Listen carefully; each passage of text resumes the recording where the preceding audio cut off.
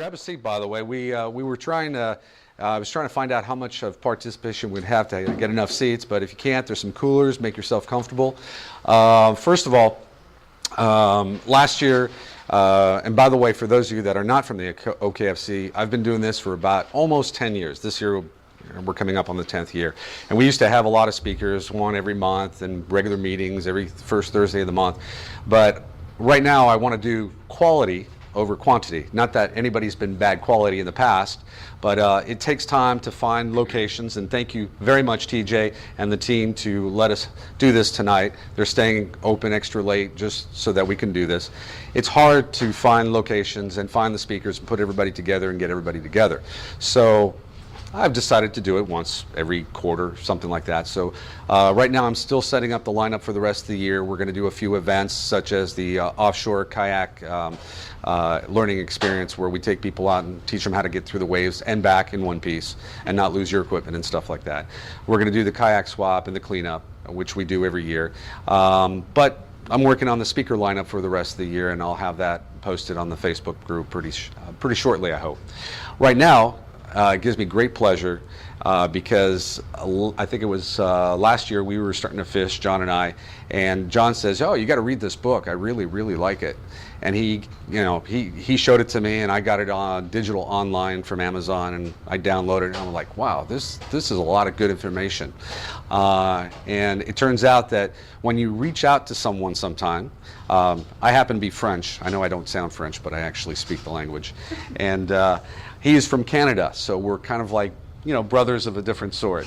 So I reached out to him and I said, "Hey, you're going to be in town, New Smyrna Beach, hang out with us a little bit, go do a little fishing. Would you mind being a speaker?"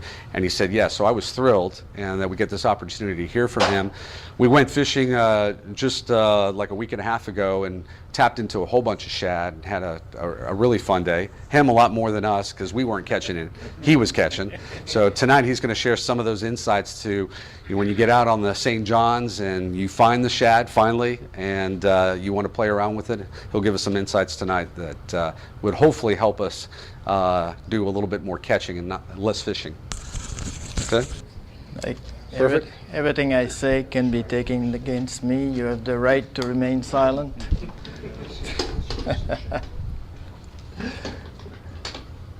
Philip, how much time do you want? Well, that's up to you. All right. And DJ. And you. So. Okay. Well, I'll make a deal with you. Anybody who thinks that this is just about enough, you can make me design or say, do whatever. Okay, just tell me when you have enough. My name is Luc. My name is Luc Desjarlais. It's pronounces as it spells. And I'm a Canadian. I live in the province of Quebec, right on the Vermont border. And to many custom agents, I'm more of a Vermonter than a Canadian. For the last 15 years, I'm wintering in New Smyrna Beach. And I have been writing books for the last 15 years. This is number one commercially produced. I've been writing before. And there's a second one coming this week. My second book this week is on Mosquito Lagoon and North Indian River Lagoon. I have a third and a fourth book, Vermont, Northern Vermont, and Southern Eastern Townships. All my books are exactly on the same format. The size of it will vary with the size of the territory and the subject. All my books are exactly in the same format. A format that you will not see, I believe, anywhere, and a format that makes many people very uneasy. My maps go down to a 30-foot radius fishing spot. It's that simple. Most people will say, well, it's good in the Wikiva River. You go 1.5 miles from the mouth and it's going to be good out there. So after 5 trips, you finally found that it's too late in the season and the fish are no longer there. And My book are exactly the other way around. And I believe I can do that because of one thing. Most people that use my book, buy my book, are sports fisher. Yeah, sport angler. And they understand that there's the grocery store, and they understand that there's the water that we love. Very few people eat their golf balls. I don't think we should eat the fish that we play with. And this is something that is sinking into the mind of most people who buy my book. That's why I do not hesitate to tell you exactly, you're witness to that, I'm telling you exactly where to go on a 30-foot radius. That being said, the St. John's River is a very strange river. It has a river that has character that nobody knows. And tonight I will tell you where nobody will usually take you. I'll take you where nobody can usually take you. You have a funny accent too. Huh? Okay, let's go. I'm going to try to work this thing because, okay, baby. Yeah, well, what do I do now? If you want, I can sit there, and when you say picture, I can hit it. Yep. If that's easier. All right. Go the good old way, huh? All right. Now, how do I use this thing? All right. Nobody can read that, so I'm going to read it for you. What we're going to do tonight is simply go through the book. First of all, we're going to look at the St. John's Basin, the upper basin, basically. But before we get to the upper basin, we're going to do something that's called geology and natural history. You'll understand in a second why we do that.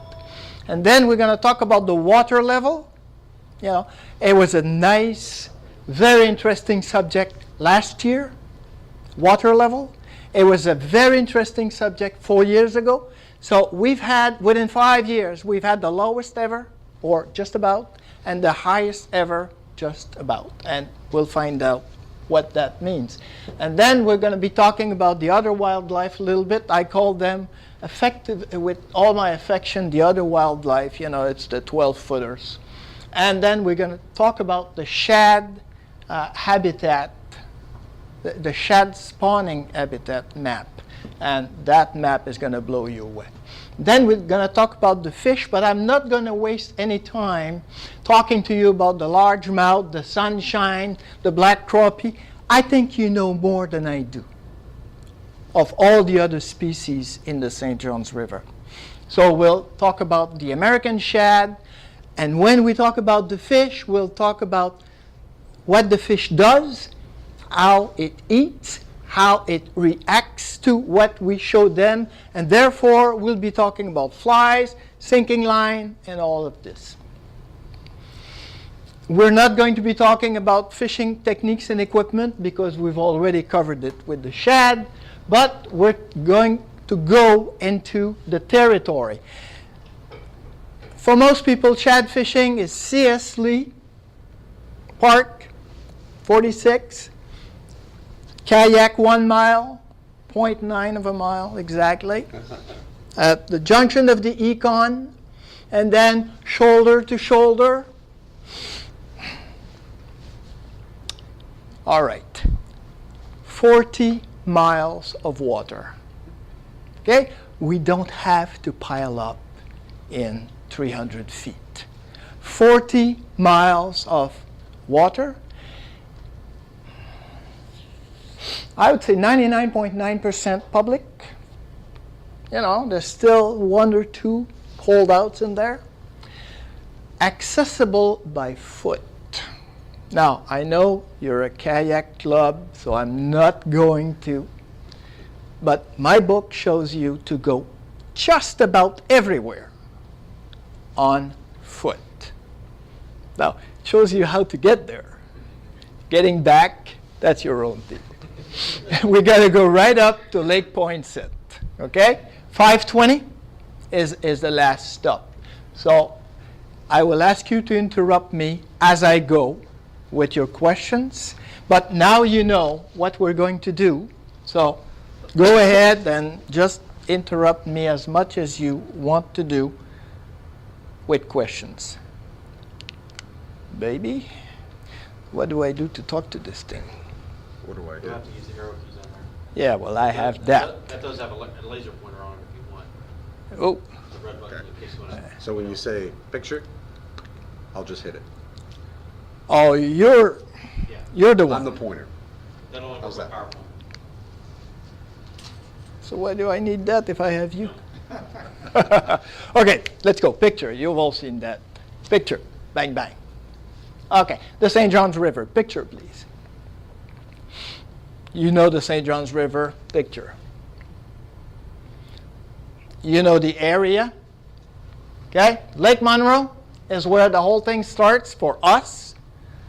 Now the fish comes from, what, 1,200 miles away. Plus 200. Anyway, the fish come from a long way. It's almost in Canada. And at the age of 3-year-old, it decides to make a journey back to where it was born. This thing never, ever, ever saw the water that it was born in, and still makes it all the way back into the St. John's River. Once it hit Lake Monroe, which is at sea level, Lake Monroe sea level, it's about the level of the ocean. Once it reaches Lake Monroe, it gets into Shad Alley, that we call Shad Alley, and then it gets into Lake Harney, again, somehow finds its way past Lake Harney, and the fun starts, the real fun. Now, Saturday's fun is going to be upstream of Lake Monroe, but the real fun, starting now and next week and up to April, is going to be in this territory in here, right up to Lake Poinsett. It's going to be Shad Unlimited everywhere.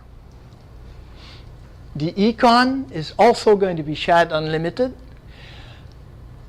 depending on the relative flow of the Econ in relation to the St. John's. This is a tricky one.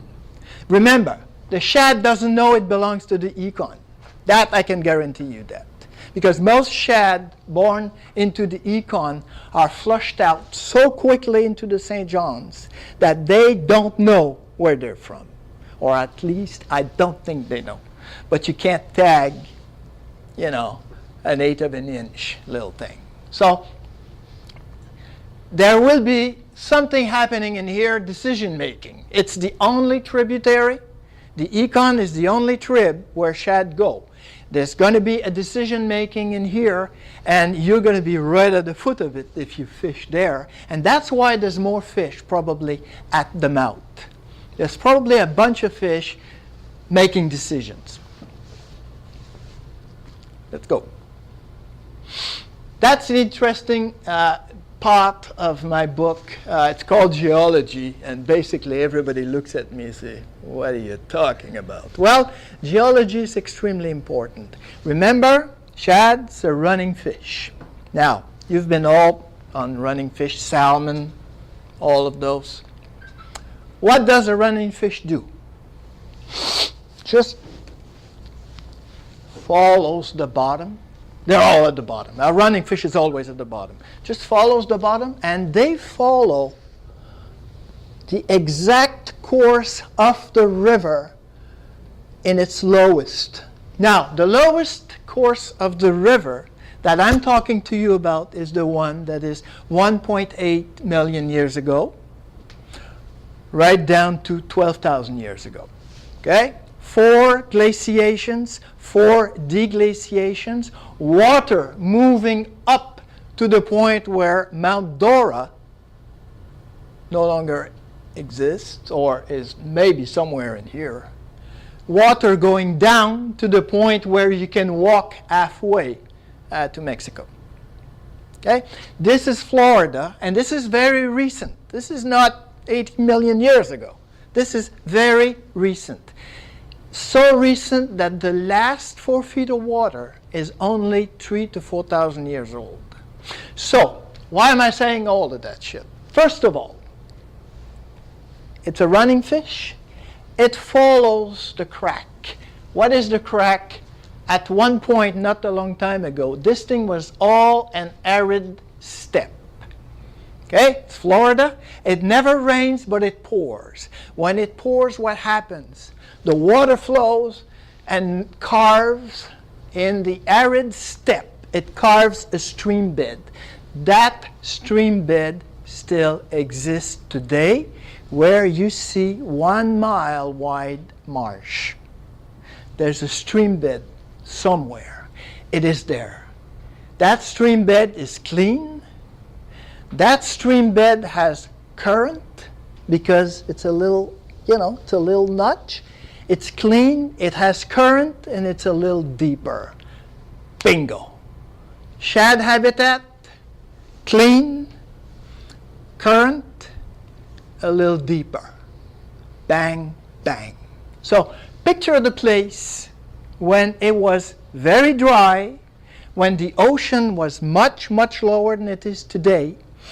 Picture the place and try to find out where the original stream bed is, and I'll bet you $1 million the shad are right there.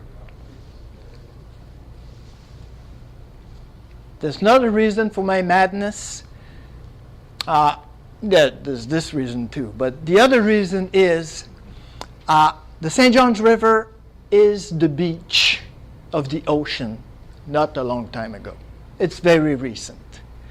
What do we find at the beach? Sand.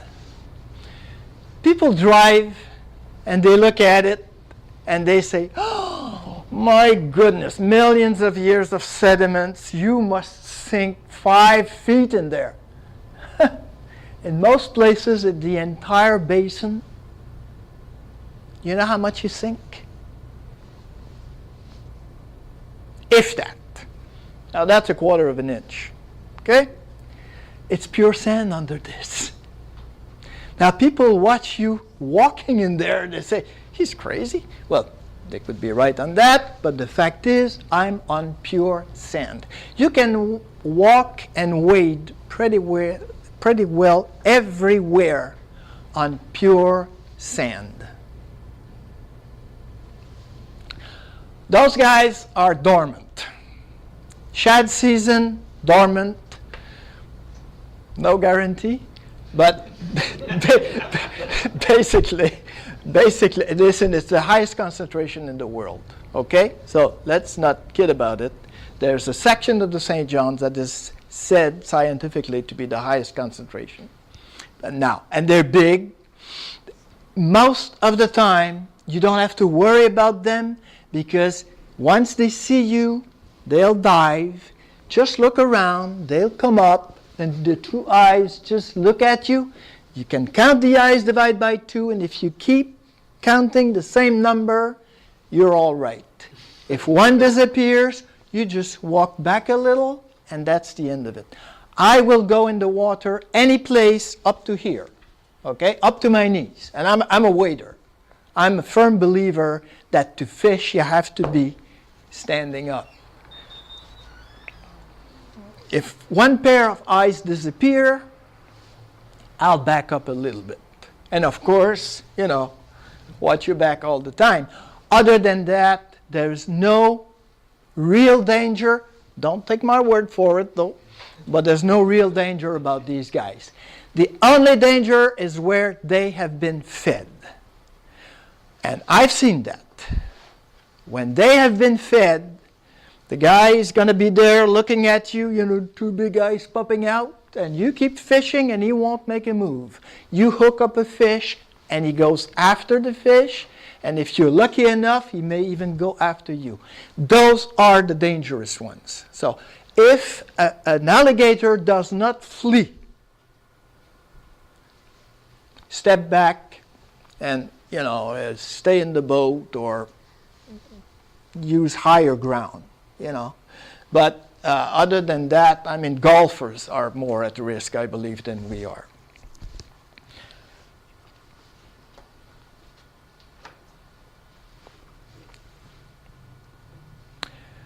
This map is worth $1 million. Actually, it did cost you about $4 million.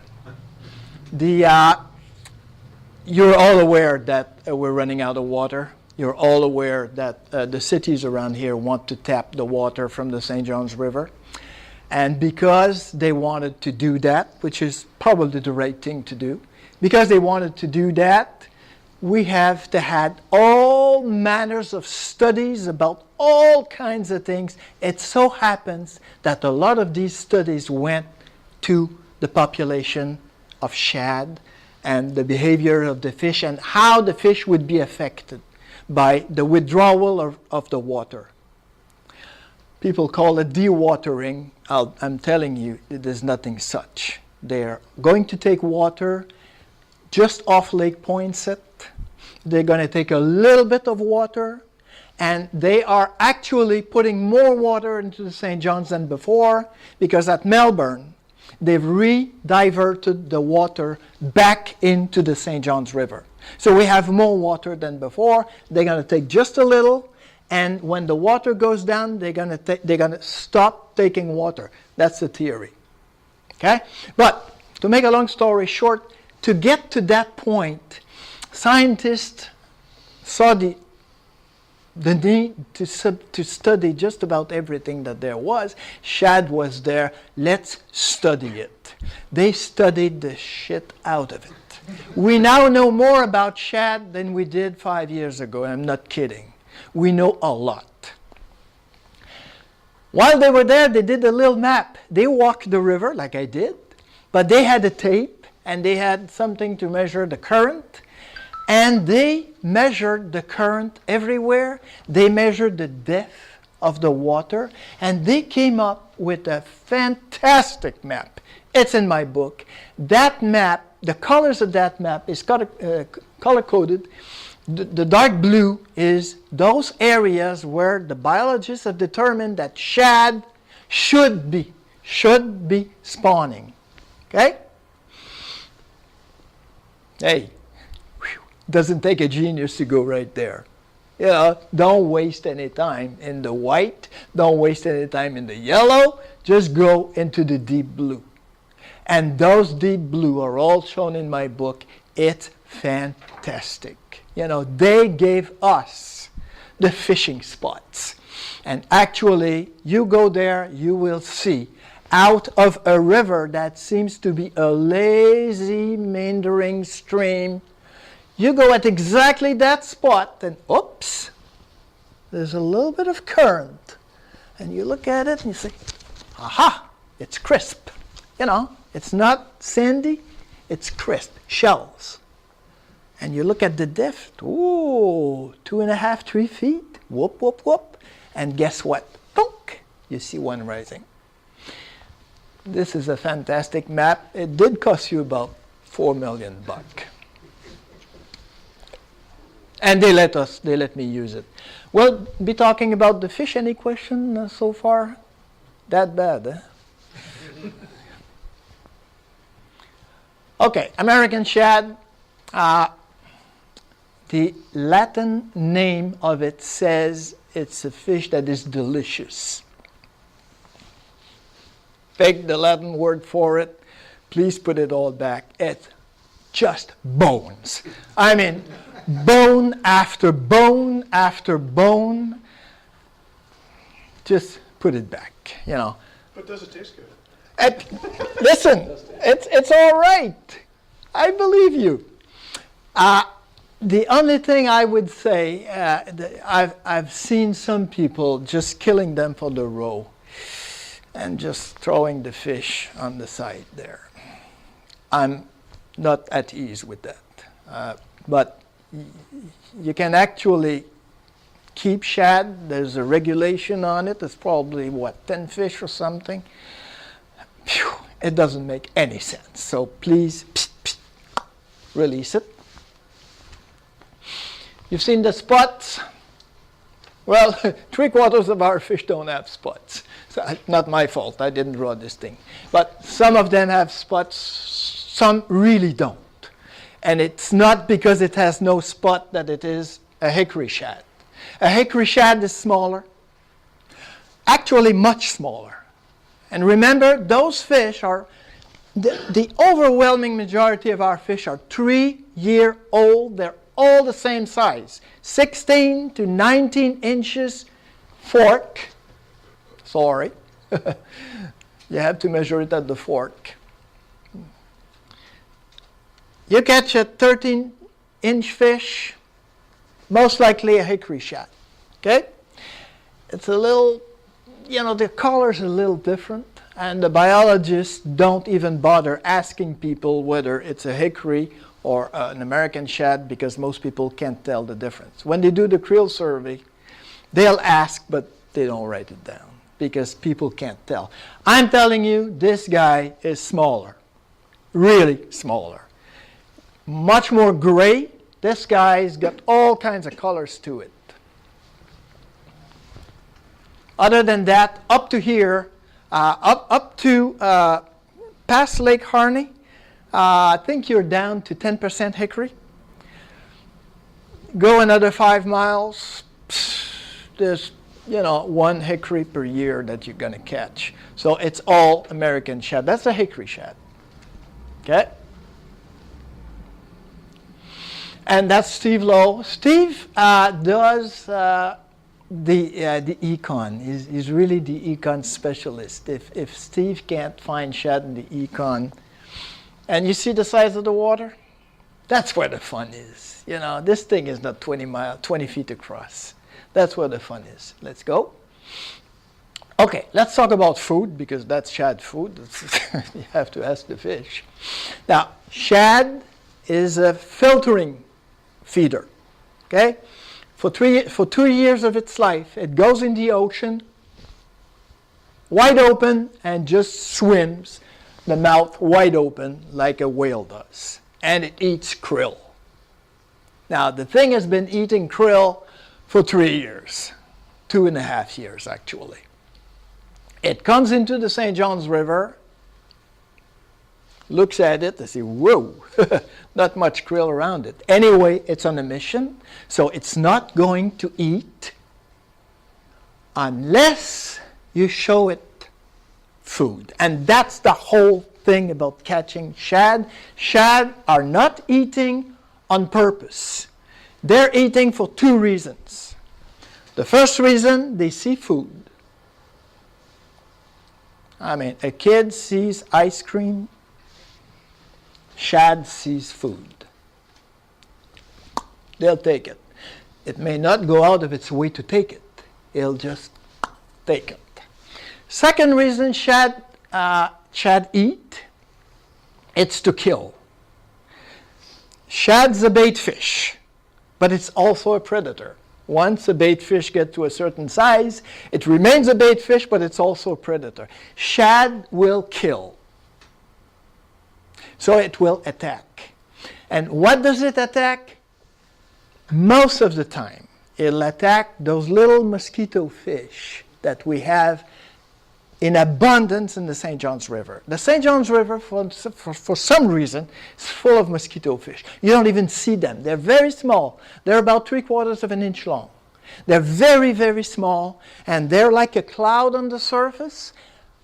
I don't see them. I don't see them at all. And then all of a sudden, shad have seen them. A cloud of mosquito fish comes through, and the shad are all over them.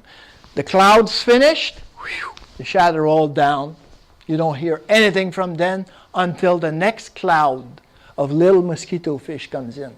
For some reason, shad in the St. John's River are keying on mosquito fish. Now it's called, I don't know why they call it mosquito fish, but I can tell you the size of it is just the size of a mosquito. So there's a little bit of a problem with the theory of the shad fly, let me tell you. Let's go. This could be a shad fly. You have to ask shad whether that's a shad fly or not. But this could be a shad fly. Okay? I'm saying it could be. Pass it around, would you? Yeah, just walk around and show it to everybody. You've seen it. Yeah, most people have seen it. Now, there's 6 or 7 flies shown in my book. There's 3 or 4 too many. 3 flies, well, maybe 2. I don't know. The jury is out on 2 to 3. 2 to 3 flies will do the trick. The color of the month, I have no idea. And I'm not kidding. I have no idea whether that is a color of the month, or whether that triggers the bite. I have no idea. My shad box is, there's so many flies in there, it's not even funny. I don't even use them. I use 1 or 2 of the ones that I'm passing around. That's all there is to it. You need 1 fly to show them food. And that's very important. With that fly, you're showing them food. Now, shad food is something that's going to simply tumble down in the current, right down at the bottom. Okay? Shad food is a tiny little shrimp that is tumbling down in the current. That's shad food. So if you're going to show shad food, you're going to show them the equivalent, another one, another one, another one, another one, bang, a gotcha, or a crazy Charlie, whatever you call it. That's supposed to be a shrimp, by the way. You know, you show them shad food by casting upstream in the current, you're nymphing. You just let this thing go. You just watch your line, watch your line, watch your line. You know, you're nymphing. You let it. If you're not snagging, you're not fishing. You have to snag. But it's all shells, so you're not going to lose anything. You just let it go, let it go, let it go all the way down in the current. You pay a little bit of line, so it goes a little bit further out. Once it's reached the end,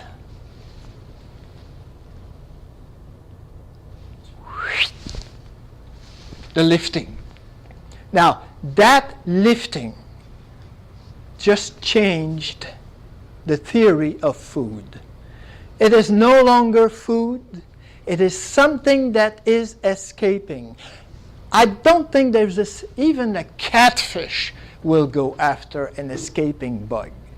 I don't think there's a single fish that will let go an escaping bug. You just lift it. Now you got 9 feet in your hand, you're going to lift 9 feet. And this thing just zoom, after time, bang. Why? Shad, no interest. Hey, I'm not here to eat. I'm here to spawn. But, oh, you're not getting away from me. Bang. Hardwired. Every fish is hardwired to go after an escaping bug. So at the end of the swing, all of a sudden, you're no longer feeding the fish. You're just triggering anger, escaping. And then, let it sit. Wait. 5 seconds, 10 seconds, and then the stripping. Now, again, we're no longer feeding this thing. We're making it angry. We're triggering the predatory, so you strip like it's the end of the world. Not, the little bzz, bzz, bzz. Forget it. That's not stripping. If you have a basket and you're stripping in a basket, you're not stripping. You're not fishing. You have to. 3 times. This thing has to go. Don't worry, the fish is going to catch up with it. And then, stop. Then you can start playing. If you haven't had a fish on. Usually you have a fish on by now. But if you don't, you can start playing. Just a few. just for fun. And then at the end of it, once you get to 25 feet for the back cast, instead of doing the back cast, again, you do up and you stop. Pick up interruptus.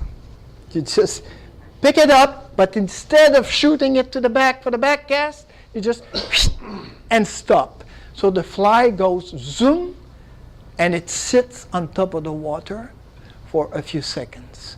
That's deadly. Now, after all of that, you pick up the line and you shoot it back again. This is my typical shad strip in a run, when there is current. And that's where the shad are. At 46, at the mouth of the Econ, downstream of the mouth of the Econ, you get about 800 feet, 600 feet of it, all of it. That's a shad run. And of course, everybody goes there. But I'm going to show you later, there's 40 miles of it. There's 40 miles of it. The second reason, let's try to go back. Boom, boom. Okay, mosquito fish. Now, the second way to fish for shad, that I have to admit took me several years to understand what the hell's going on and to catch shad this way. Now I'm catching them. That's a mosquito fish. Like I said, it's about that long. It's 3/4 of an inch. You can't even see the damn thing. For some reason, shad just busts the shit out of it. Some people say that the shad does that to prevent mosquito fish from eating shad eggs. Ask them. What I know is that once they start busting, and you can't miss it. I mean, it's a beauty. Once they start doing that, they will ignore everything else. Just throw them any fly you have, throw them the fly box. Once they start busting little things like this, that's all they key on. So you have to find a fly that will do exactly that or close enough. Close enough, what I found to be close enough. What I found to be close enough is, of course, a clouser. And what I do with a clouser, very, very, very small. There isn't, I'm sure there isn't a single clouser in this shop that is small enough for what I'm doing. It's actually 1 inch long, okay? A clouser 1 inch long. Now that's a size 10. Now if you put a hook size 10 on it, oof, I mean, shad has nothing to hook on to start with. Even with the best of hooks, you don't get one fish for 2 bites. You get one fish for 2.5 bites, maybe. So if you don't have a hook, you're not catching anything. You're getting lots of bites, but you're not catching anything. So what I do now is that I take a mosquito hook, and he has it back in here. You take a mosquito hook size 6, straighten it up, and tie the clouser on a mosquito hook. It doesn't look good, but it's very effective. And where are the flies? They're there. Okay, you've all seen it? Okay, this fly is not very nice. You can't sell it, that's for sure. But very, very thin, very sparse, and what do you do with it now? You just shoot in the commotion and strip like hell. Again, if you're stripping in a basket, you are not fishing. You are letting the fly, the fish have a good look at the fly. Any fish that has a good look at any of our fly will turn around. I mean, we're throwing them stuff that makes no sense. At least, you tried to make this into the mosquito fish that we had before on the screen. I mean, come on, guys. Now, don't let the fish have a look at it. Just strip in the middle of the commotion as fast as you can. Yes? Are your eyes plastic on that one? No. These are the chain eyes. So what you do with those, you tie 3 of those. One with the chain eye when it's really shallow. because that thing has to go in the surface, you know. One with small solid eyes, you know, but small ones, when you want to go further down and then lift it and at the surface, and the third one with really big eyes. You know, out of 46 at Sanford, 10 feet of water, big eyes, right down. That's all you need. As far as color is concerned, to me, the natural brown of a deer tail with the white, to me, that's the trick. But hey, you go chartreuse, you go with pink, have your run of the day. I mean, it's all right. But white with natural brown, to me, that works. And for your information, I use the same thing on tarpon. Again, match the hatch. Tarpon, they eat small things when they are right now. They're in the deep holes right now. And all they eat is small things. If tarpon are going to eat small things, show them small things right down at the bottom. Shad, tarpon, same fly.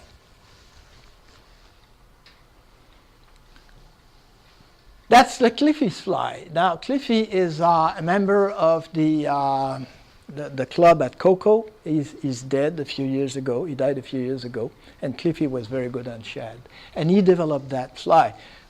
I think it's a hybrid. You know, we like hybrids over there. So I think it's a hybrid of a minnow and of a shrimp. And for some reason, it'll catch fish if you strip it the right way. If you just show it to fish, nothing's going to bite it. It has to be moved like hell. And again, you play with the eyes. You know, lighter eyes, bigger eyes.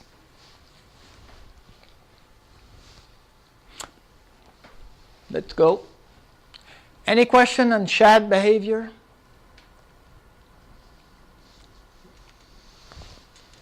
I have one. No, they're not shy.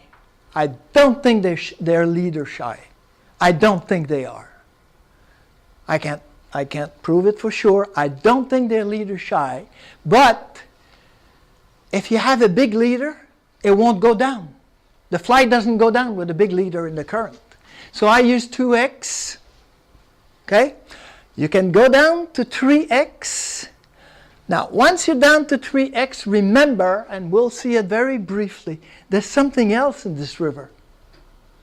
If you go down to 3x, you know, you're at risk because there's something else down there. You know, something else that size. So a gar, you know, a 5-foot gar on a 3x leader, you know, a 10-pound catfish on a 3x leader, I'm not sure. So I use 2x.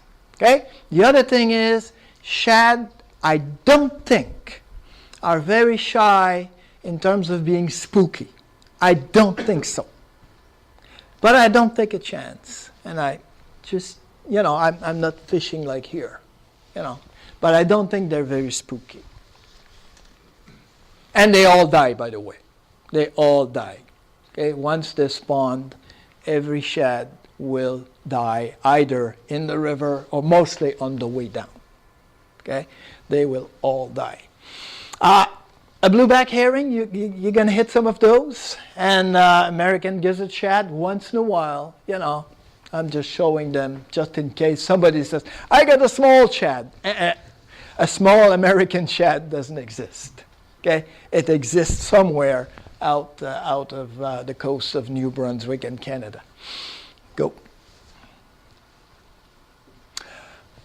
I don't have to talk about that guy. All I can tell you is shad fishing does not usually match with largemouth fishing. So the trophy will not likely be caught shad fishing. That being said, 3 pound in our area, that's all right. It happens. It happens. But it's an incidental catch. Go ahead. This is more fun. This is fun right now. It's probably fun all winter too. But right now, this guy is just having the right water temp. This is hybrid. This is the mix of a white bass with a striper. And of course, it looks very much like a striper, but the stripes have been messed up. The middle of the body, it's a little wider as well. The mouth is a little different. The mouth's a little bit more like crappie. And it's a hybrid. The Fish and Wildlife Commission puts tens and tens of thousands of them in Lake Monroe, and those are the fish that we're catching. So that's why at Cameron Witt, at the 46 in Sanford, you're right off Lake Monroe, lots of sunshine there. They're biting right now. Now guess what? They're eating mosquito fish. So guess what? Little clouser, an inch long. Not my fault. That's the way it is. And that's how we catch them. And on a good day, half a dozen of those, 18 to 19 inches long. And I believe that's a 3-year-old fish. Now, there's another size after that, then it's going to get really, really fun, because those guys are puller. Once you get up to the second 46, I don't think you're going to hit many of those. I don't think you're going to hit them into the Econ in any large number. And past Puzzle Lake, I don't think so.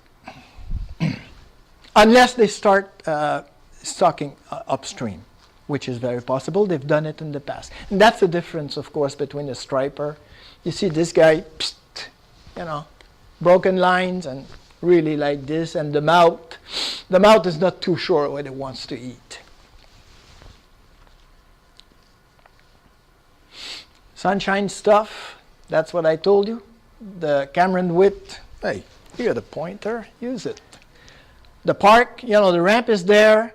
Actually, this spot is for those who have a very, very, very, very short paddle range. I mean, if there is a good current, you just let it float out. And the spot is right there. Okay? All of this is both shad and sunshine bass. Now, probably not for the same reason, but they just happen to be all together with the largemouth bass. So this is an excellent spot. This is where we're going Saturday again. South wind will bring Lake Jesup water into here. This is the key to this spot. Lake Jesup is a basket case. I mean, it's got more blue-green algae in there than you'll ever see. I mean, the place is just a soup of all kinds of things.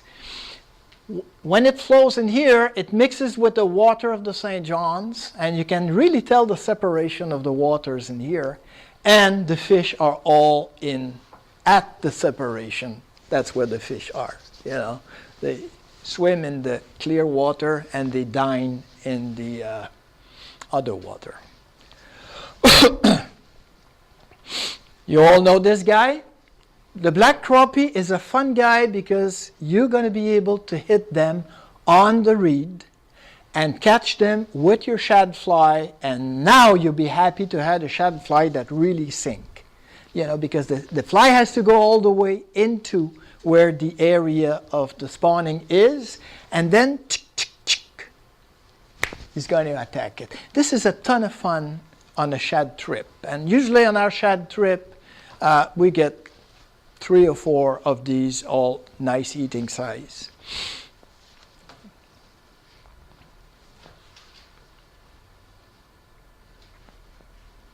You know those.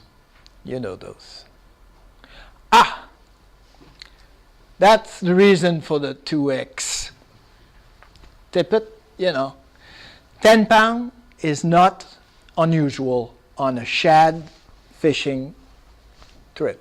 You're fishing for shad, and all of a sudden, zzz, zzz, zzz, and then you look at your backing and you think about the nut. What kind of nut did I do at the backing? This is when you think about it. And if the nut goes, this guy will take you all the way across the river. So it's a fun fish to catch, not a trash fish, in my opinion. Go. All over the place. Go.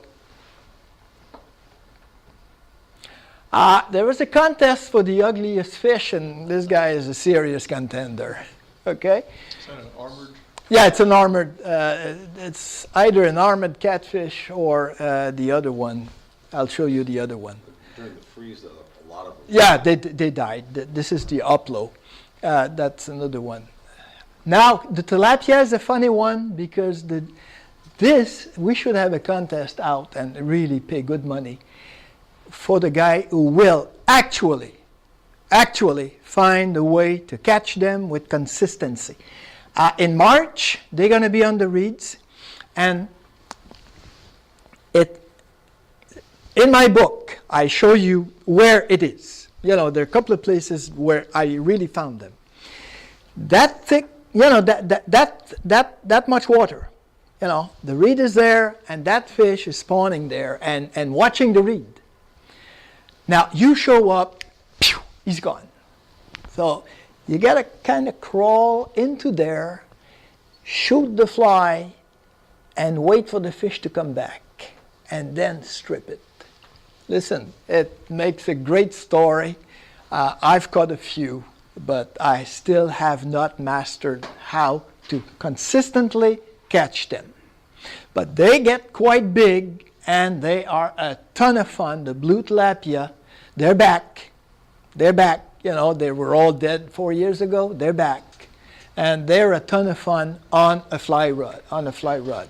Again, small fly. I don't think it makes any difference what you show them.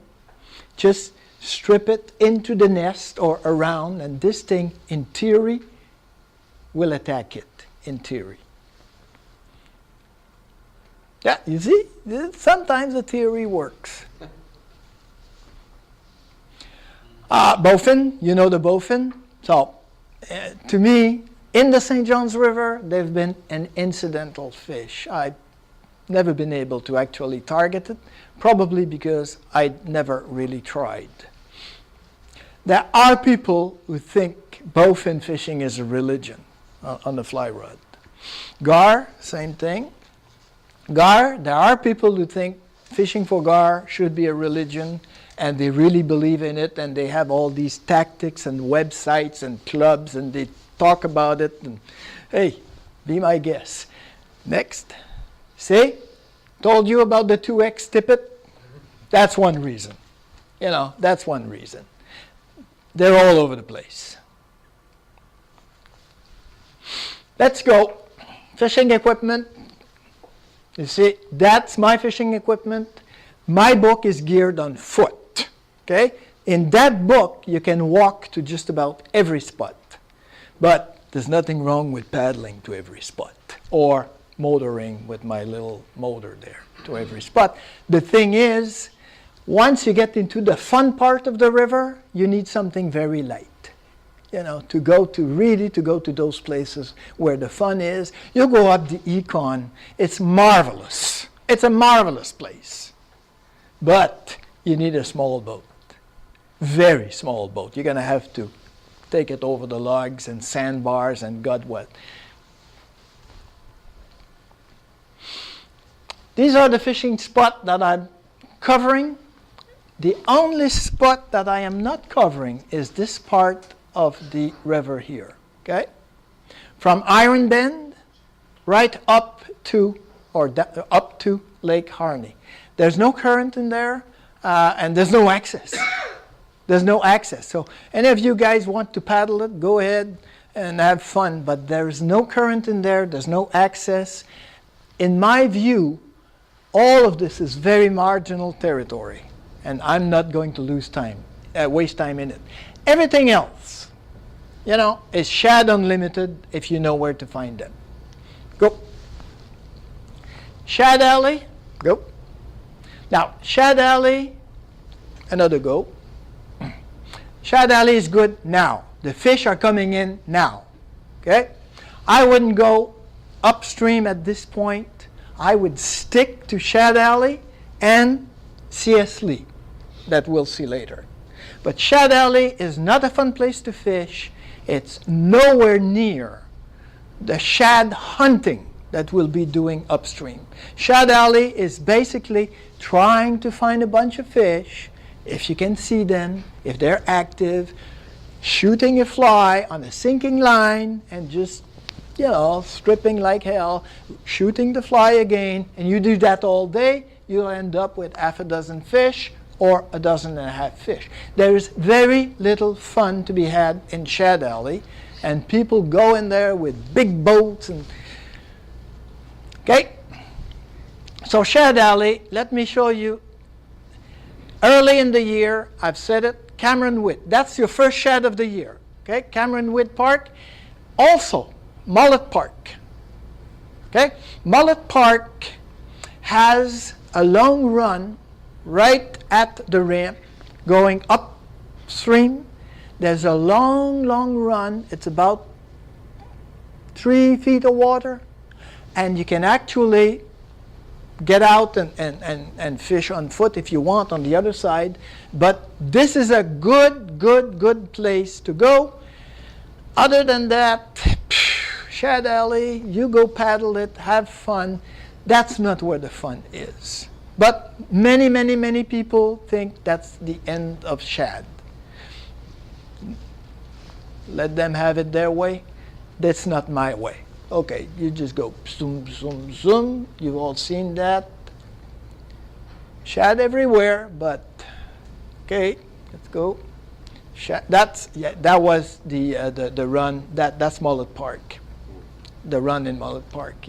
This is the only place I would say you should go besides Cameron Witt. Okay, but there's fish there. Okay, let's go. But Shad Alley is no fun. The 44 is where everybody goes, and there's good reason why they go there. It's the first time that the shad really see current. They come out of Lake Harney and all of a sudden, woo, it goes up like 4 inches. But 4 inches is a lot of slope in here. Okay, so there's current in there, and there's the econ coming in. So perfect combination. And I believe the fish just stops at the junction, has a look, and, well, I'm going to stick around for a while. I believe that they do that because it's always full of fish. Now, they have to make a decision whether they're going to take the econ or not. And I believe that the flow of the St. John's and the flow of the econ is what determines whether they will come up the econ. The St. John's has to be low, and the econ has to be high, right? You got gauges on the econ, you got gauges on the St. John's, you know exactly how it is. If you have the St. John's high and the econ low, what happens is that the backwater of the St. John's is into the econ, and there's absolutely no water call, if you want. If the St. John's is low and the econ is high, there is a water call. And I believe that's the trigger for the fish to go into the econ. The econ is not regular as the other, as the St. John's. But it's a much more fun place. It's not the same water. It's much clear. It's not cleaner. It's clearer. Okay? So it means you can see the fish. Actually, I've seen the fish taking my fly in the econ, which is kind of fun. And it's a small river. You'll be alone in there. You go the first mile, the first 2-3 miles, and you're alone. I mean, anybody that has a big boat usually will find out that they shouldn't be there. They'll all be busy changing the prop, So you go up the econ with a very small thing, and you drag it on top of the logs and the sandbars. You're going to find an environment that is absolutely gorgeous. In a good year, it's full of shad. It's small water, so you can easily spot the fish. And because it's small water, for some reason, a fish in small water is more aggressive. We've all done that. Fish in big water, fish in small water, they're more aggressive. So the econ is a fantastic place to go, and the econ has very high banks. On a windy day, it's like being in a tunnel. You know, you can fish the Econ on a day where you wouldn't paddle on the St. John's. I got a quick question for you. Yep. How far down the Econ do they get? Do they get into Geneva, down into? How far up Snow Hill Road? Halfway to the footbridge. Okay, there's the footbridge, the Snow Hill Road, halfway. Depend on the flow, depend on the year, depend on the run, but that's been pretty consistent. Okay, so they go all the way up. It's really, you put your canoe, your kayak down at Snow Hill Road, you're alone in there. You are alone. So, of course, it's going to take a little bit of time to find the fish and all of that, but it's so beautiful, you know. Okay, so seriously, we've talked about it. This is a fantastic place. And of course, there's all kinds of places where you can access on foot. Okay? You can access with kayaks in here, but you can access on foot in all kinds of places. And my book tells you exactly where to walk, where not to walk, and where to walk. There's a couple of places you shouldn't walk. But most of it can be walked. You just have to know how to do it. And that place is really, really, really good. But I'm not going to go any further because you've all been there. Everybody goes there. Everybody knows where it is. You can walk across the river. You can walk across the river at Desjarlais. In that exact spot that I'm showing in the book, you can actually walk across and fish for shad right here. You know, so one day the kayak is out of commission or you forgot to take it, just put your waders on and walk right across. Exactly where I'm showing you. Okay? Let's go. Next. We've all seen that. Let's go. Econ. Another shot. Okay, another shot. Now the Econ, okay, halfway, that's the footbridge, and that's Snow Hill. I've gone right to the footbridge, but the last half of it, I never saw a fish. So maybe they are. But this is so much a fun place to go, it's not even funny. I mean, you're going to be alone in your world all day. And only thing is, I mean, the gators are longer than the width of the river. These things cannot turn around. They have their own zip code. But they're all on the other side, okay? The gators are all on the state forest side. I've never seen them on our side, actually, because on this side here, it's full of trails, you know, foot trails, bike trails. So there's a lot of people walking in here. For some reason, I mean, once you get 15 foot long, maybe you learn something. So they're all on the other side. You can see them very clearly in the Econ because the water is clear. So I go in the Econ up to here and bzz, bzz, bzz, no problem. Go. Is that now or is that later? Up into the 3/4 of March. The fish? Yeah. Not now. Not now. No. Give them a little bit of time. Give them another 2 weeks at least. See, that's why you need a small boat. You know. Next. And that's the beauty of the place. That's a footbridge. Go next. See small water, the Econ? That feels like almost back home. Current in here, guess what is there? Shad right off the bridge, okay? Another typical spot, you know. I mean, fishing in there is so much more fun than fishing in Shad Alley. Sitting in the kayak and just doing that. Go. Go.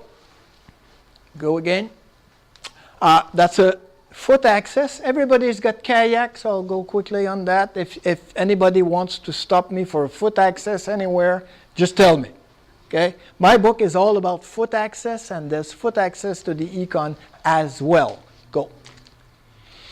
Nice place for a picnic. You can even take your wife there. That's the Culpeper Bend on the Econ. It's exactly, what is it, 1.5 miles from the mouth nice paddle, and all of this is shad stuff and black crappie spawning spots in there. A nice day, you go zoom zoom with your wife and you have lunch in there, you can have a nap, go back. It's a fun place to go. Puzzle Lake. Go. Everybody knows where it is. That's where Puzzle Lake is. Now, from 46 to Puzzle Lake, what? 2 miles? 2 and change? And then you get into Puzzle Lake and a vast expanse of nothing. Well, a ton of fun. That's where your geology comes in. Where was the channel 12,000 years ago? Find that channel and follow it. And of course, you have to cross Puzzle Lake. Just zoom, zoom. If you're not too sure how to cross Puzzle Lake, follow the east shore. Okay? For those who want to go tomorrow, Puzzle Lake, follow the east shore. Follow to your left. You'll never get, you will not get lost too badly. You'll be back for Christmas. Okay? Puzzle Lake, right upstream of Puzzle Lake, significant current. Really, there's about a foot of grade in that area. Significant current, and you are going to be alone in the world. I guarantee you that. Anybody's got a motor on its kayak? All right. Hey, that's the way. Zoom. You just zoom up there and you start fishing in that area. While everybody is elbow to elbow at C.S. Lee, you're in there, you're alone in your world. And it is so nice. See, that's one of the runs. That's upstream of Puzzle Lake. Now, that could be a little bit of wind, but it's also current. This is current in here. And it's full of shad. Go. See? That's the proof. Go. After Puzzle Lake, before Hatbill Park, there's a stretch of river that I named the Indian Mounds because it's full of it. Like 4 of them. That stretch of the river is virtually unknown except for the people who have the airboats. Somehow they all meet at this place here, which is Heifer Mound. They all gather there. But other than that, you'll be the first in the year. You go there tomorrow, you'll be the first in 2 years to go there. The river at that point splits in 2. So double the fun, because small water is more fun than big water. So you got small water, the river split in 2, and you got shad unlimited in many, many of these spots. It's a fantastic place to go. Could you access that area faster from Hatbill than from 46? It's the same distance. Same distance. Yeah, I accessed it. I access it with my boat on the 24 volts. I've got 2 batteries. I make it in there and I make it back at 46, and I also do it from Hatbill Parks. In both cases, you don't have that much reserve when you're back in, but you can do it. It's a hell of a paddle for those who are going by muscle only. But the area is so nice, it's not even funny. You will be alone. What about the land side? It looks like there might be a shorter hike. You can walk, absolutely. You can walk from this is the Charles Bronson Forest. So you can walk from just about here, all right? It's a walk. But you just follow the book. Don't be creative in here. Follow. You see, I did all of that. There's a reason. Okay? So follow where I tell you to walk, and yes, you can get to the river. Once you get to the river, you can cross that river just about everywhere. It's 2 channels. It's not deep. And the shad that you see in there, they see their first fisherman in their life. They've never seen a fly. You're alone out there. Nobody fishes there. Let's go. See, typical spot. I mean, this is so small water. Shad right there. Yep. See, not deep. He's right in the middle of the river. Hadbill Park. Okay, next. Yep. We all know Hadbill Park. Everybody knows Hadbill Park. Hadbill Park, a very, very tricky place to fish. Okay? Nice access. You can drop your kayak in there and you're lost. First of all, the ramp is not on the main course of the main riverbed. And second, there's 2, 3, 4 rivers, fortunately all flowing just about in the same direction, not totally. So you can get lost in there in no time. Once you get this thing, this map, and set out to explore Hadbill Park area, I mean, it's a lifetime of pleasure. It is boats, forget it. I mean, anybody who thinks he's going to do that with a boat with a motor, let them do it. Okay? We'll pick them up before Christmas. This is a place where you have to drag the yak. This is the place where you really, really take the map and, ooh, where are we? You know, oh, this is it. And then you go and then all of a sudden, it's full of fish. These fish are, I mean, nobody fishes all of that. Everybody that ends up in Hadbill Park, because they've heard of it, they don't even know they're not on the river. They're on the East Channel. That shad rarely take. Shad take it, but not as much as the West Channel. So everybody gets lost over there, comes back home, calls the other member of the club and say, you guys, don't waste your time. Don't go to Hadbill Park. Use my map. Go to Hadbill, and you're going to have a blast.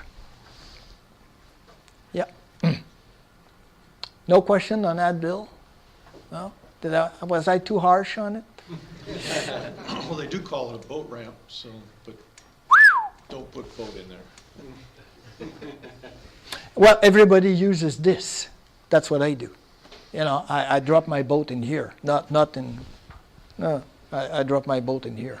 But again, 3 or 4 years ago, where we had just the perfect conditions, you know, I go out there with the club and a couple of guys says, well, we're not feeling like fishing, we'll stay right there. So they stayed right here. And they sat and, whoops, what's that? They get up and poof, poof. One after the other, right there. You know, the shad never read my book. They don't know they shouldn't be there. So yes, once in a while you can have fun in here, but really people get lost and just end up doing nothing. All right, let's go. See, small water. See, what's that? A foot and a half maybe, and that's Brian Eastman, of course. 1.5 feet of water. Hey, there was a little bit of a run in here, and Brian is Brian, you know, he looks at it and he says, I think they're there, and he goes, poof, and God, they've shad right here. This is Hadbill Park, you know. Go. Again, this is, you know, typical Hadbill Park. It is so much fun to find your fish. Again, that fish, you're the first one in its entire life. It hasn't seen anything else. Go. That's typical shelter at Hadbill Park. Again, you know, there's foot access. There's foot access everywhere at Hadbill Park. Nobody knows. Nobody knows how to get there on foot. My book tells you exactly how to get there on foot. Go. Orange Mound, a beautiful place to fish. Go. Highway 50. Everybody knows the Highway 50 ramp. The area in Highway 50 is quite interesting. You can go downstream, but that's quite a lot downstream, okay? That's Cone Lake, Lake Cone, and that's quite a lot downstream. It's a damn good area, and you can reach that on foot in no time at all. You just park at the Wilderness, Orlando Wetlands Park at Wheeler Road, and you just walk in here. Takes less than an hour, and you're on shad.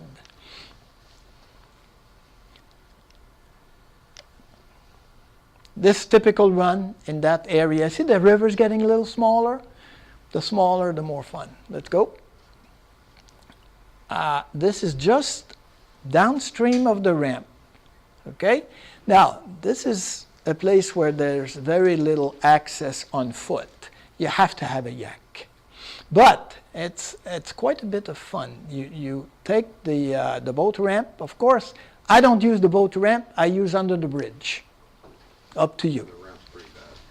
Well, under the bridge is pretty shaky too, but hey, I've got the car that does it. So I put my boat under the bridge. And then you go down in here at the mouth of Lake Cone. Beautiful place. Absolutely fantastic place. Go. See, told you. Go. Upstream. Now, this is getting a little bit more fun upstream of 50. Because you can get there on foot, first of all. Okay? You can walk in here. There's a trail. There's another trail in here. And there's another trail from Tosohatchee in here. So you can get there on foot. But the fun is you got tilapia in there, and you got a shad run at Pow Pow Mound. Pow Pow Mound. There's a beautiful shad run, and I would tell you this carbon copy of 46. Well, you know, the run at C.S. Lee, at the junction of the Econ, this is exactly this is a carbon copy of it, except that you'll be the only one fishing it. You know, instead of being elbow to elbow, you have it all to yourself. It is, I would say, in the entire territory covered in my book, and God knows I cover it all, this is probably either number 1 or number 2. This is as good as that. Okay? A very, very nice place to go. 3 miles of paddling. If you have a motor on your kayak, it's a breeze. If you paddle it, it's not that bad. And if you go fishing with somebody who's got a 24 volts, what we do is we tie up 4 or 5 kayaks. I opened up the 24, and there we go. So it's a very fun place to go. Okay, Pow Pow Mound is also a place where you can have a picnic. There's a little bit of a shelter there, and it's a very fun place to go. That's south of 50, right? That is south of 50, upstream. Yeah, go. That's the run I'm talking to you about. Okay, go. Where the hell are we? Okay, go again. Tosohatchee. Now, most people don't know it exists. Very few people can pronounce it. Tosohatchee, totally unknown place. And there are days you wish it stayed like this. The access with a car is a rather long thing. You know, you got to take that power line road there. And it starts reasonably good at the ultimate speed of 10 miles an hour, and you finish at 5, if that. It's a nice, nice place to go. You can't slide a boat on a trailer there, but you can slide a boat without the trailer. You know, between the posts, it's wide enough for a boat, but you can't slide a trailer. So I slide my boat by hand. I take a friend, a guy that looks like you. That's just fine. You know, you take them big and strong. And it's a very, very, very nice place. Now, at Toso, the river really gets shallow. Biologists believe that in here, sometimes the shad bounce off and say, whoops, not enough, and they turn around. In any case, it's a fantastic place to fish. Alligators unlimited. This is where this mile in here is probably the highest alligator concentration in the world. And I'm not kidding. I'm not kidding. I've been there in my boat with counted 16. Counted. Those are the ones that don't count because I don't see them. Counted 16 around the boat. And I was there with Lars. Some of you know Lars Lawton. And me and Lars, you know, it starts to do that, and we say, let's go. And we're up to here with alligators all over the map. I mean, this is something you shouldn't do.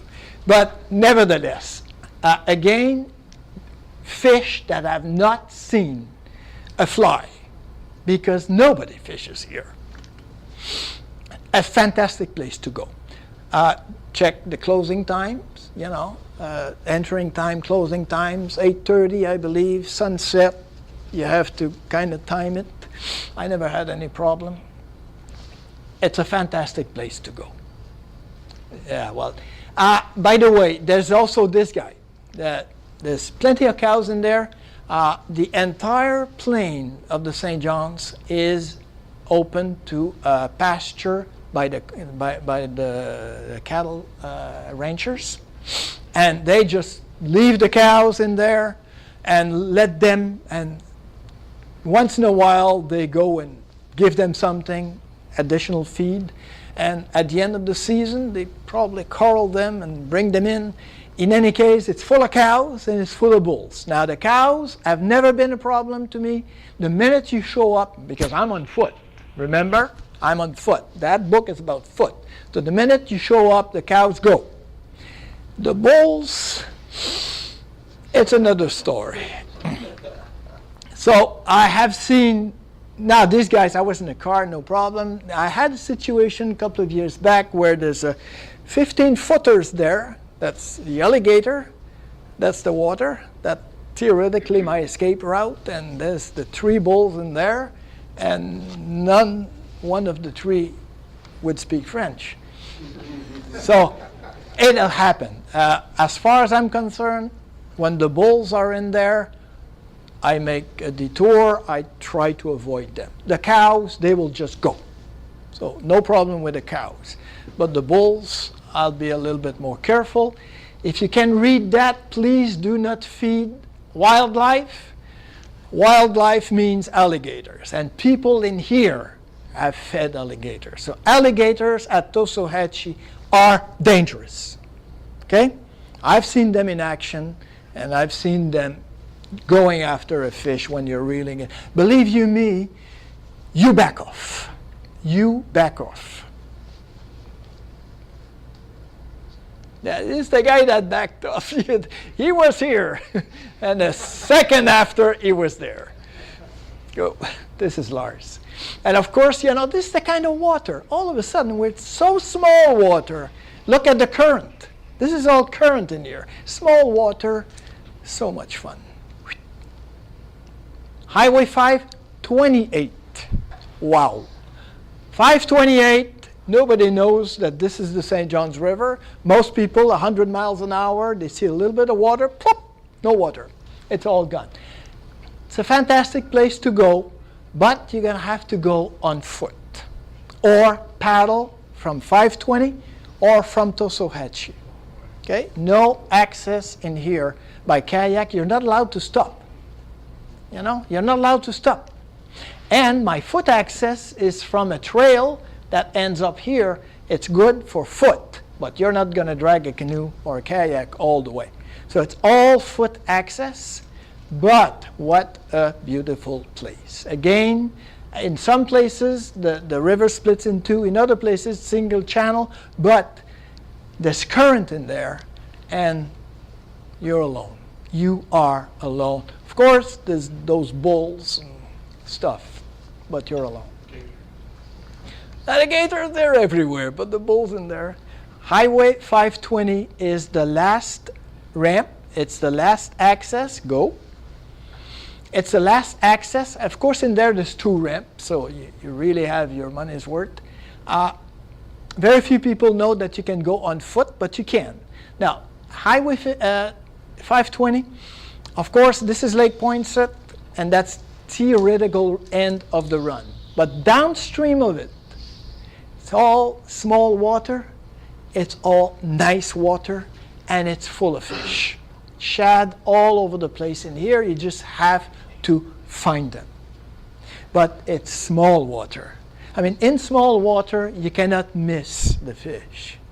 In big water, in Shad Alley, the shad are 10 foot deep.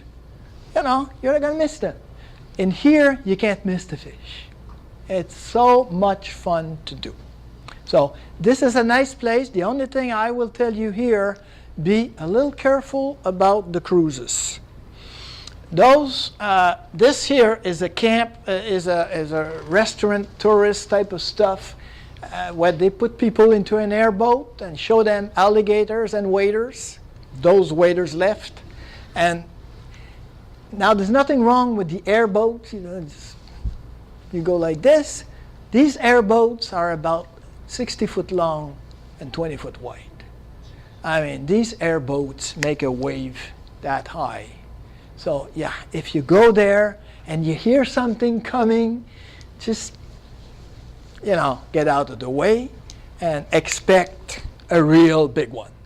And don't think he's going to slow down. The guy, first of all, is not going to see you. And second thing, he's not going to slow down even if he sees you. So that's the difficulty with this area. Other than that, but you can hear it coming. I mean, a airboat, you can hear it coming. So that's the difficulty with this place. Other than that, it's a fantastic place to go. Okay? And that's the end of the road as far as the Shad Run is concerned. Last year in the high water, we had Shad Run past Lake Poinsett. Shad were taken halfway to Lake Washington. Lake Washington. There's a dam in Midway, and shad were caught at the foot of the dam. So they made it all the way in high water. But even in the low water of 4 years ago, I believe, we had the lowest, or 5 years ago, shad were up into that area as well. So they do spread out.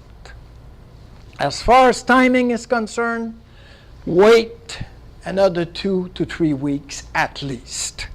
Usually I'll go there in March, you know. Let them come up, you know, give them time. Some of them stop, they spawn a little bit. Some of the shad does not spawn and go.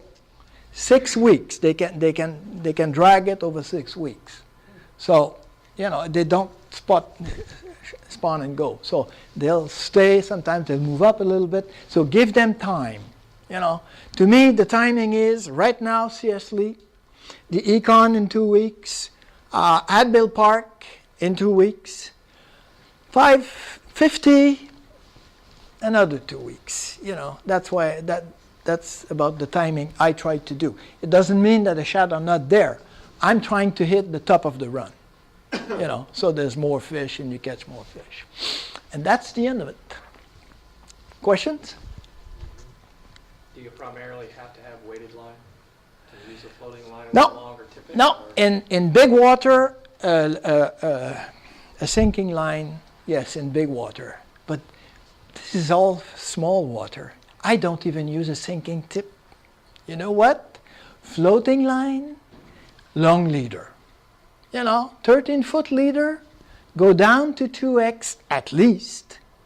And if you can, instead of having, you know, 40 pound, 20 pound, you know, have a long length of the smaller one. Who cares about, this thing is not dry fly fishing. So a long leader, floating line. I don't use my sinking line other than Shad Alley and sometimes at C.S. Lee. Other than that, I go floating line and have fun all day, and you just put lead eyes instead of chain eyes. But in many of these places, you will be in a foot of water. you will be actually catching fish in a foot of water. So it's so much fun, so much more fun. Other question? It was that bad, huh? Sorry. How early have people caught them each year? 1st of December, every year somebody claims a shad 1st of December, or about, 1st, 5th of December. Usually by Christmas, we have the first fish at Fulford, Sanford, Sanford, by Christmas. This year they were much earlier. It has nothing to do with anything. Please, believe me, this fish comes all the way from Canada. It didn't know that the St. John's was running high or low. It didn't know anything when it started its journey. Maybe the shad run is a little earlier, maybe not. So, I never fished before Christmas. I did it this year, I believe, before Christmas, was it? No. After Christmas? Right. Okay, between Christmas and New Year, I did it for the first time this year. I didn't anticipate shad. I think I was on sunshine, but I finally ended up with shad. But basically, the top of the run, February. Okay? The top of the run is going to be February. And in the spring, I've had shad at Easter. But you're really at the tail end of it. The problem at Easter is that the other wildlife is getting all geared up, and all of a sudden, counting the eyes and stuff, But you can have them right up to Easter. Do you find that water temperature will slow them down? Will they pause on their journey if the water? Yeah, a fall in water temperature will slow them down. If we have a bad cold front, I never go the next day. Now, I wait for the fish, and all fish do that. And they adapt. Now, shad will adapt to anything. I think they'll be in. Listen, they come up the St. Lawrence River in April. It's 34-degree water.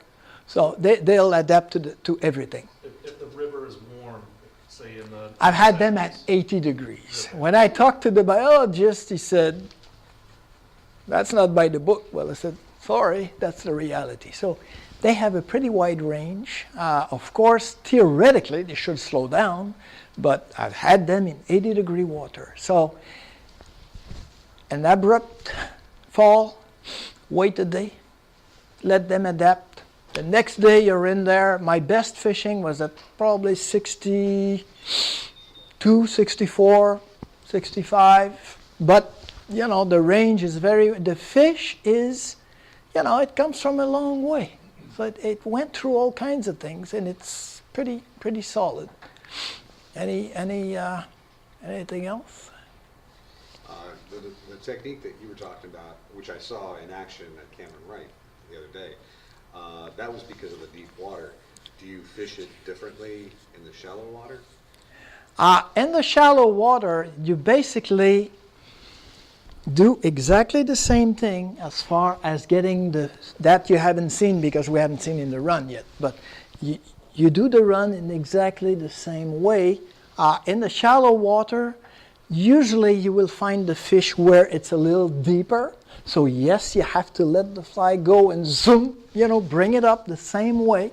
So it's pretty well the same thing, except that it's quicker because you're working in a smaller volume of water. But it doesn't change much. And as far as the bait busting, it's the same technique. You just cast in the fray and strip like hell. It's the same thing in shallow water.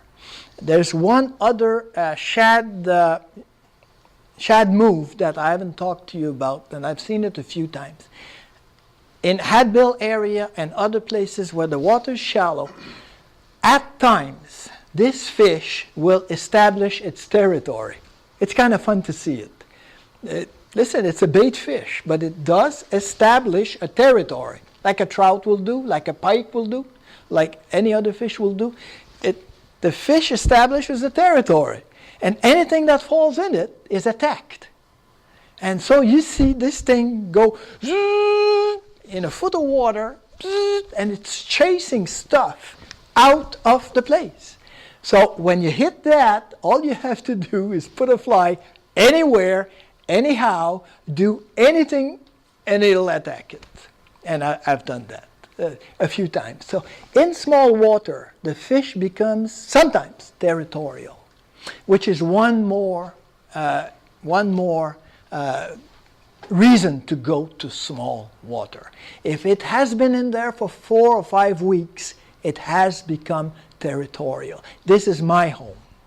This is my home. And you're not going to swim in it.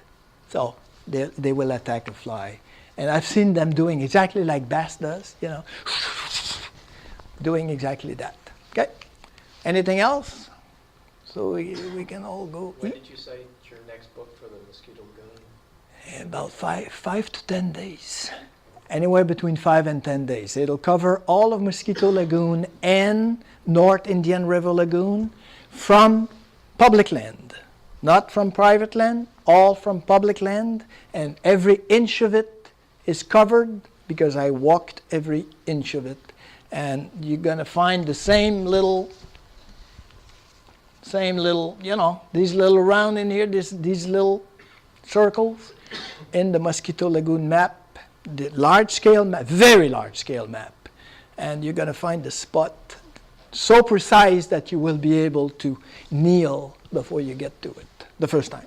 It's that precise. It's 200 pages, you know. So it's coming out in about, like I say, 5 to 10 days. Amazon. Anybody else?